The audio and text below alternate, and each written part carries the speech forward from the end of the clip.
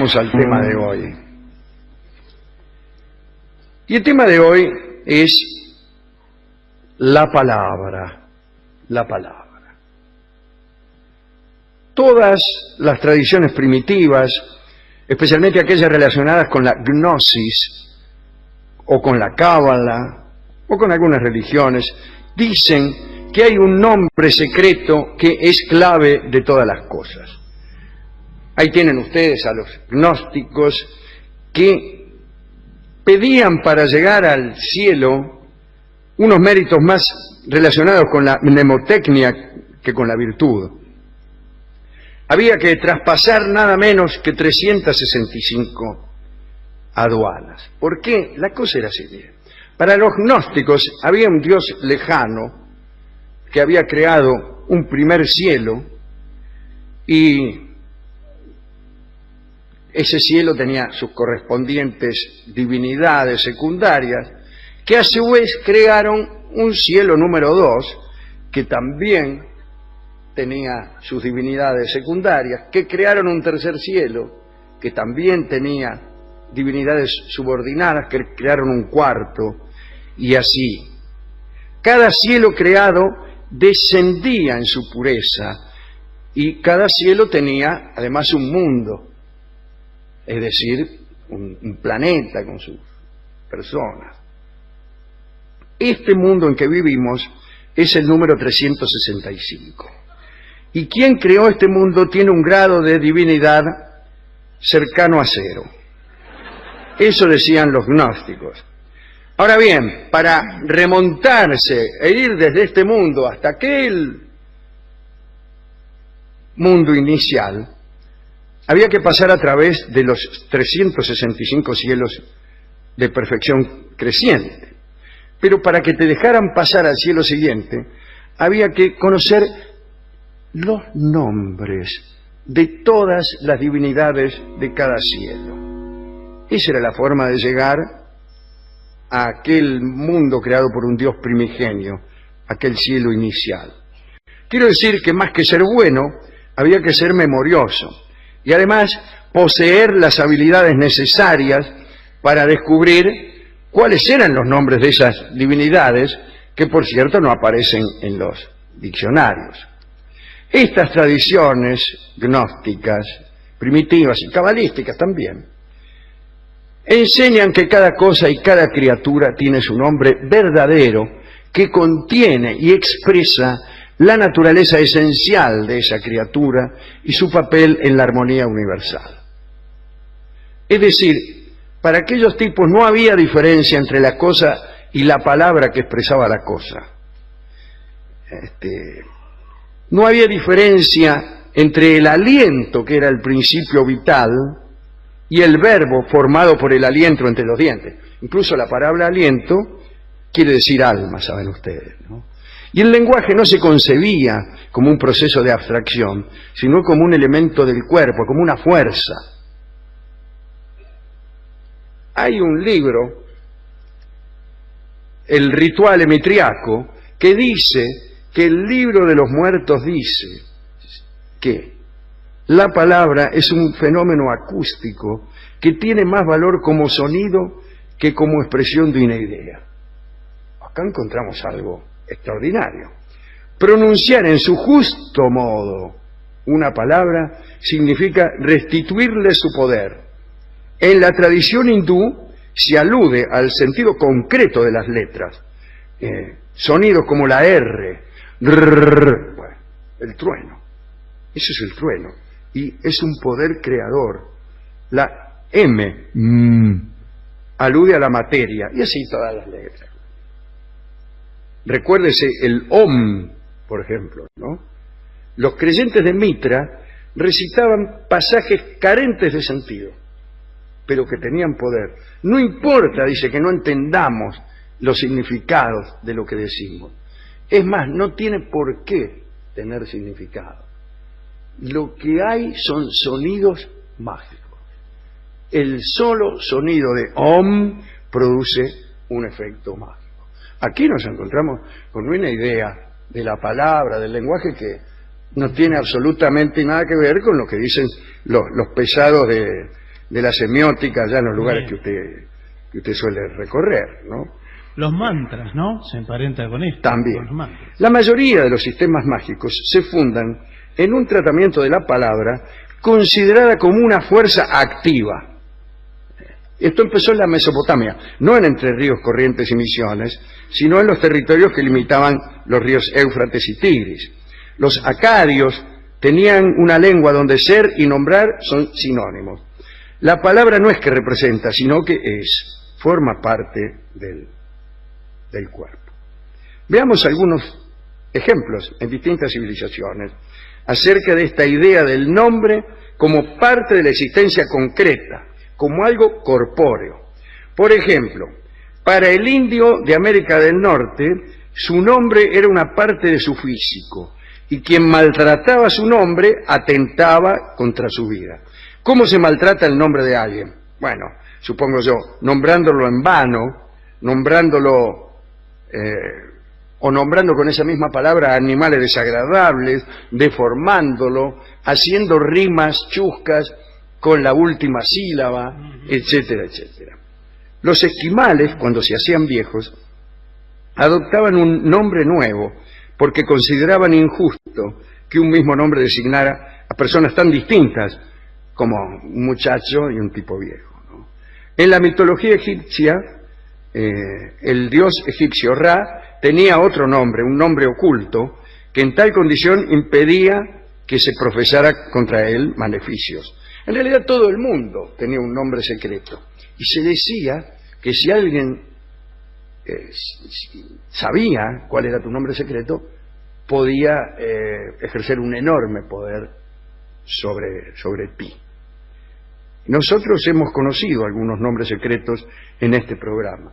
Por ejemplo, sabemos desde hace mucho el nombre secreto del faraón Ramsés II, que era Usímare Septémere.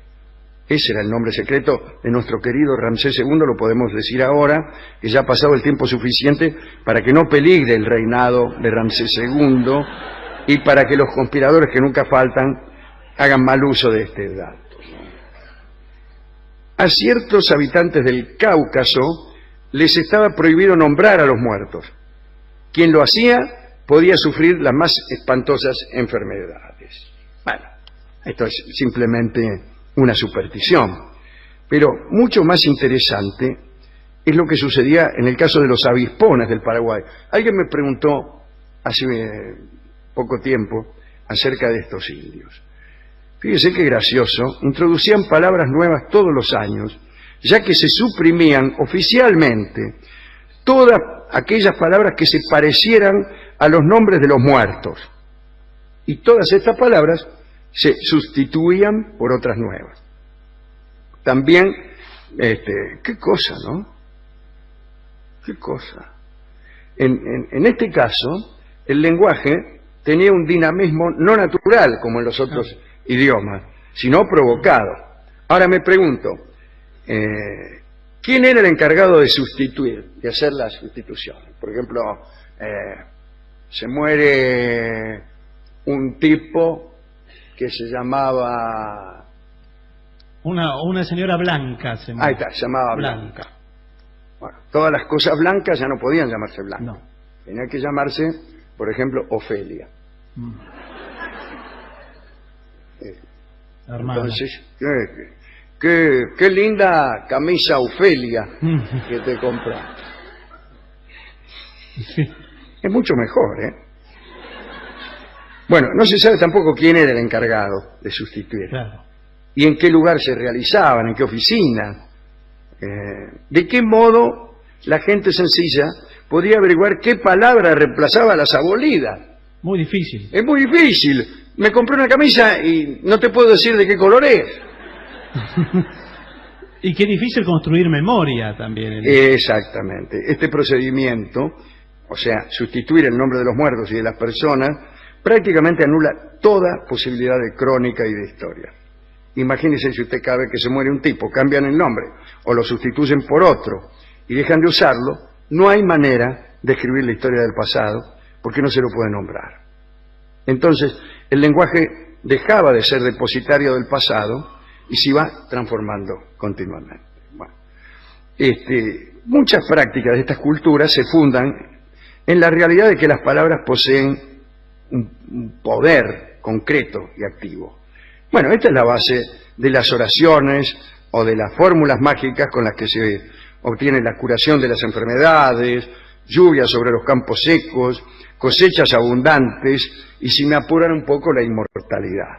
La Cábala, por ejemplo, sostiene que Dios tiene 99 nombres accesibles al entendimiento humano y 99 atributos. Atributos como, por ejemplo, justo, misericordioso, todopoderoso, etc.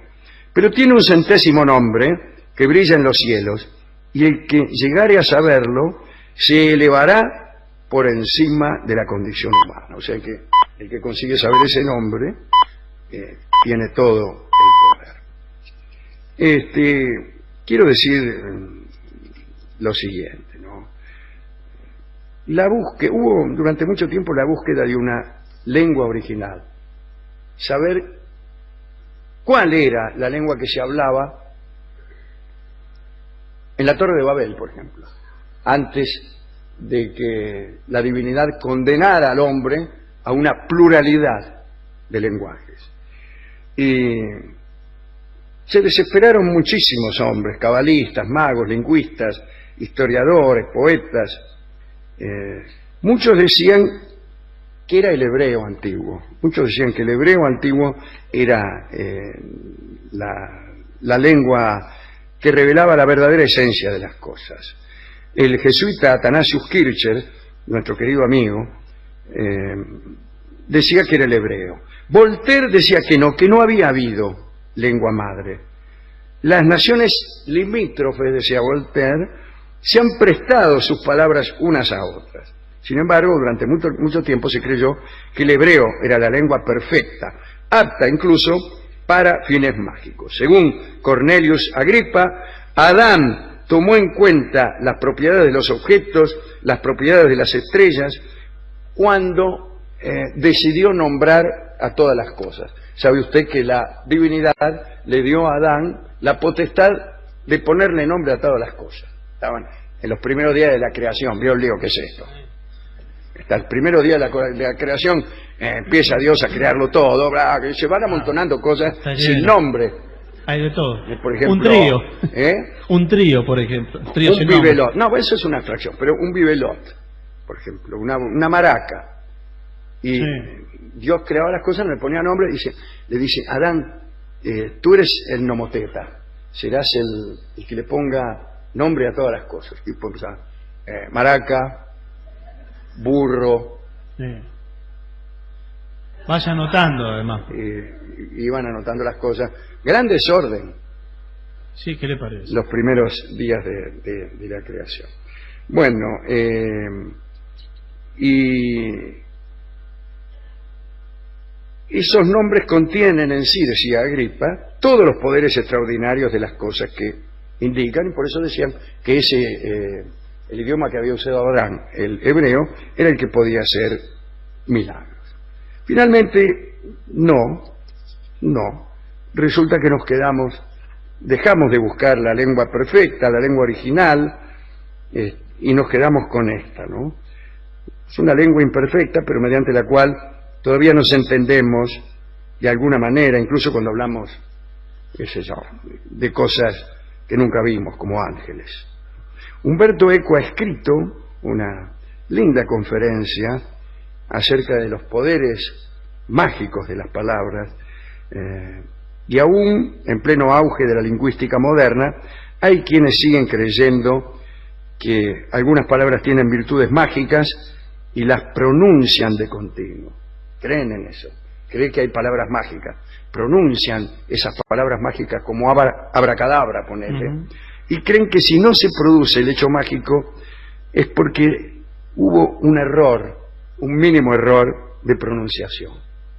No es que sea mentira esto que yo digo, es que no la pronuncié correctamente.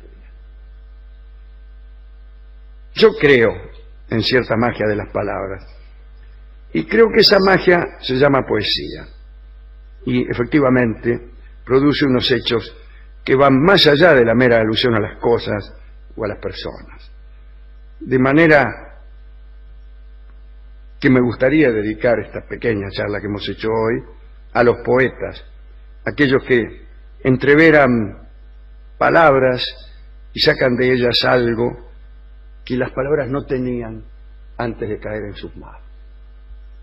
Pero la palabra es también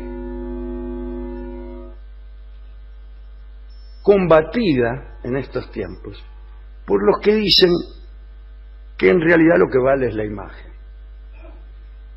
Muchas veces hablamos aquí de esa frase que ha hecho tanta carrera, que es: una imagen vale más que 100 palabras. Y no sé, a veces una imagen vale más que 100 palabras, sí. Cosas que no se pueden contar. Lindo sería contar un cuadro, ¿no? Contar nosotros aquel cuadro de Van Gogh donde hay una silla de paja en un patio de baldosa. Y bueno, qué sé yo, en mi casa también tengo una silla de paja sobre patio de baldosa. Ninguna, o casi ninguna, ¿no? Vas a saber, produce la emoción que produce ese cuadro. ¿Por qué? Tal vez porque esa no es una silla sobre un patio de baldosa. Tal vez porque ahí adivinamos otra cosa. ¿Acaso el alma artística del señor Van Gogh? Y no una silla. Creer que un cuadro es una silla o la puerta de un café es no saber qué cosa es la pintura, ¿no? Pero también hay ejemplos inversos. Aquí solemos citar mucho el famoso verso de Carriego, que describiendo a los perros que beben agua de los charcos dice: beben agua de luna de los charcos. Bueno, no es lo mismo ver un perro beber agua de unos charcos en lo que se refleja en la luna que no lo que está diciendo Carriego, ¿no? Que es otra cosa. Es el fenómeno poético, ¿no? Y es más fuerte que las cosas a las que está aludiendo. No importa de qué está hablando el poeta. El poeta maneja las palabras de tal manera que cuando nombra un florero, es un florero, pero también es un juicio acerca de la condición humana. Amar las palabras, confiar en ellas, esperar magia de ellas a veces, no está mal, porque es la palabra la que nos traslada a veces, no siempre, a la comunión, a la comunicación con el otro. Para entrar en comunión, para relacionarse con otro ser humano, está la palabra. Cuando el niño descubre el milagro de que puede conectarse con su madre a través de esa cosa extraña que sale de su boca y que es la palabra, el niño se emociona y ciertamente cree que eso es algo mágico. Aprende a incorporar a los demás a su mundo, especialmente a su madre. Por eso, lo peor que nos puede pasar es perder la fe en esas palabras. Las palabras son el lenguaje del pensamiento, son el lenguaje de la comunión. Y cuando uno empieza a sospechar que no siempre el otro entiende lo que uno dice, que a veces uno dice algo y el otro recibe otra cosa y contesta una tercera cosa y uno la recibe como una cuarta cosa, entonces se encuentra con uno de los peores desengaños que el mundo puede presentar, que es que las palabras también pueden utilizarse para eludir y no para aludir, para escapar, para encubrir, para tapar, para mentir. Y el desengaño ante la traición que a veces nos hacen las palabras es también de las peores frustraciones que podemos sufrir. Y para el hombre de pensamiento honesto, para el hombre que se ha complacido en el estudio de las cosas, descubrir que muchas veces la palabra no penetra, la palabra rebota en la piedra de la indiferencia y de la incomprensión y de la cerrazón y de la negación cerril. Y esa es también de las peores tristezas que el poeta y el pensador pueden sentir. Cuando ve que sus palabras son negadas, son no escuchadas. Yo les deseo a todos ustedes que cada palabra que digan sea recibida, procesada, devuelta, con amor y con buena fe. Y deseo para el futuro de nuestras dos patrias que la palabra pueda penetrar y que los hombres dejen de negarse a escuchar lo que escuchan y dejen de tergiversar, de encubrir, de eludir y de mentir.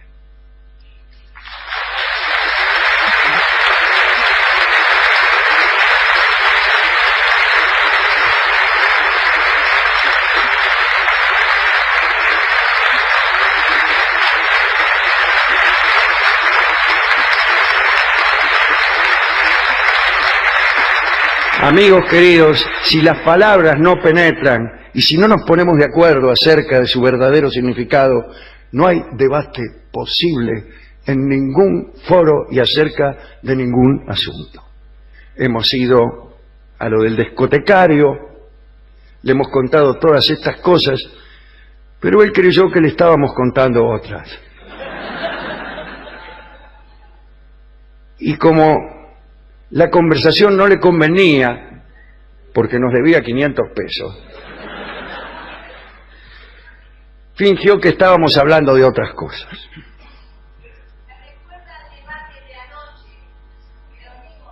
No me diga. Y entonces me dio un disco que desconfía de las palabras. Una bella canción italiana que se llama justamente Parole, Parole. Y tenemos para escuchar la inolvidable versión de Mina. Adelante.